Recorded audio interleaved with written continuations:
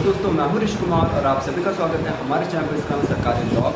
तो आज हम लोग बात करने वाले हैं एसएससी सीजीएल 2025 में क्या रहनी चाहिए मैथ की स्टडी, जिससे कि हम लोग ज़्यादा से ज़्यादा क्वेश्चन सॉल्व कर पाए कम से कम टाइम में। ठीक है, तो जैसे कि हम लोग जानते हैं सीजीएल 2025 का जो पेपर है वो आपका 13 से 30 अगस्त के बीच में शेड्यूल है। और अगर हम लोग बात करें इस 13 से 30 अगस्त के बीच में आपके पास में 1 महीने का टाइम है और जो एडमिट कार्ड है वो आपका 7 से 8 अगस्त के बीच में आ जाएगा।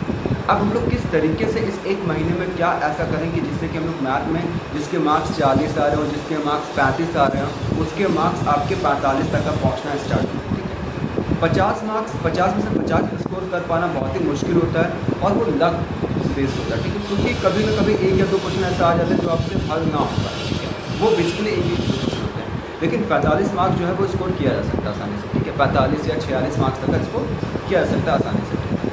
अब हम लोग बात करते हैं तो सबसे पहले किस तरीके से हम लोग को अटैम्प्ट करना चाहिए मॉक। ठीक है, देखो आपको सबसे पहले क्या करना चाहिए, आपको सबसे पहले तो इंग्लिश मॉक, इंग्लिश और जीके सबसे पहले 10 मिनट में ये पूरा निपटा दें। ठीक है, 10 से 15 मिनट में आपको इंग्लिश और जीके पूरा निपटा दें। ठीक है, जैसे आप 15 मिनट तक निपटा दोगे फिर उसके बाद रीजनिंग आएगी, रीजनिंग को आपको 15 मिनट में निपटा देना है। और जो मैक्सिमम टाइम आपको अलॉट करके चलना है, मैक्सिमम टाइम मैथ के लिए अलॉट करके चलना है वो है आपका 30 मिनट। ऐसा क्यों?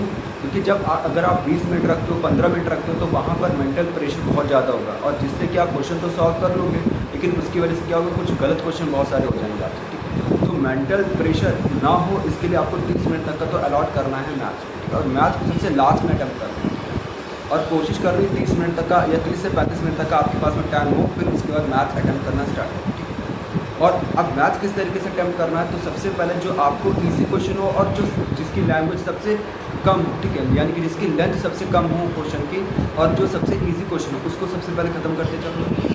जो लेंथी क्वेश्चन है उसको आपको बाद में अटैम्प्ट करना है। सबसे पहले तो वो क्वेश्चन अटैम्प्ट करने हैं जो आपको इजी पड़े और जिसकी लेंथ जो है वो काफ़ी शॉर्ट है, वो आपको क्वेश्चन को अटैम्प्ट करके ख़त्म करना है। जैसे आप वो सारे क्वेश्चन लगा डालो फिर उसके बाद आपको क्या करना है, जो लेंथी क्वेश्चन है उसको आपको लगाना है और अगर नहीं आता तो उसको स्किप कर देना है, उसको बाद के लिए स्किप कर देना है।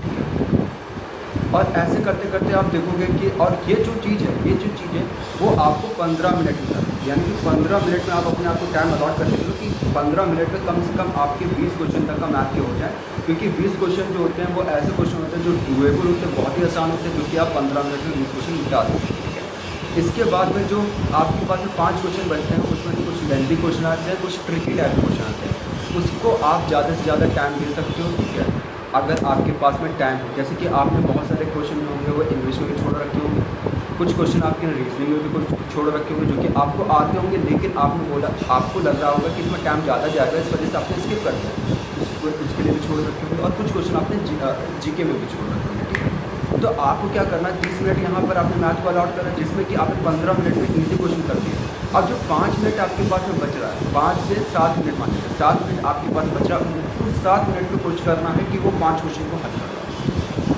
जैसे आप वो 7 मिनट में 5 क्वेश्चन को हल कर डालोगे या 5 नहीं तो 4 क्वेश्चन को हल कर डालोगे, फिर उसके बाद में आपके पास में इनफ टाइम होगा कि आप क्या कर लो, जो आपने रीजनिंग क्वेश्चन स्किप कर रखे हैं, जो इंग्लिश में क्वेश्चन स्किप कर रखे हैं, जो जीके में क्वेश्चन स्किप करना है रखे हैं, उस पर आप टाइम इन्वेस्ट कर सकते हैं। ये थी हम लोग की मॉक लगाने की स्ट्रेटेजी, इस तरीके से हम लोग को मॉक लगाना है। अब देखो मैथ में हम लोग कैलकुलेशन को भी स्पीड अप करना पड़ेगा, तभी हम लोग की जो कैलकुलेशन को स्पीड अप करना पड़ेगा, तभी हम लोग क्या कर पाएंगे, कम से कम टाइम पे ज़्यादा से ज़्यादा क्वेश्चन सॉल्व कर पाएंगे। अब स्पीड अप करने के लिए क्या करना है हम लोग को, मैथ का एक ऐप आता है वर्कआउट ऐप। ठीक है, मैथ वर्कआउट ऐप, उसको आपको प्ले स्टोर पर इंस्टॉल करना है और उसमें आपको 30 मिनट तक का इन्वेस्ट करना है।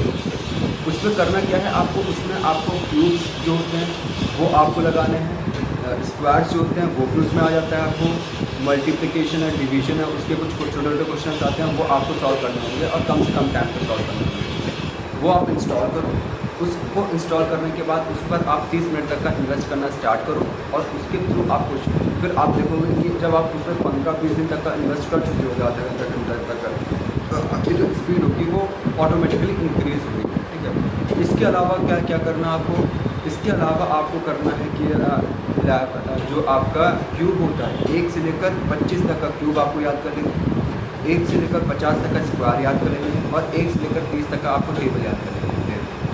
इतना और आपको करना होगा और अगर आप ये सारी चीज़ें करते हो तो आपके 20 दिन में जो मैथ की स्पीड होगी वो इंक्रीज़ हो जाएगी। जो क्वेश्चन आप 20 मिनट में कर पाते थे, जो क्वेश्चन आप जितने टाइम पे कर पाते थे, अब आप देखोगे कि वही क्वेश्चन आप कम टाइम में भी कर पाते हो। और ज़्यादा से ज़्यादा आपको क्या करना है, प्रैक्टिस ही आपको करनी है हर एक क्वेश्चन की। तो जितनी बार आप प्रैक्टिस करोगे क्वेश्चन की, उतने ही ज़्यादा क्वेश्चन को वो कम टाइम में स्टार्ट करेंगे। तो इस वीडियो में केवल इतना ही। आई होप आपको हमारी वीडियो पसंद, अगर पसंद है तो प्लीज़ लाइक करेगा, सब्सक्राइब करेगा और बेल आइकन दबाना ना भूलेगा हमारे लेटेस्ट वीडियोज़ की नोटिफिकेशन को पाने के लिए। Have a good day.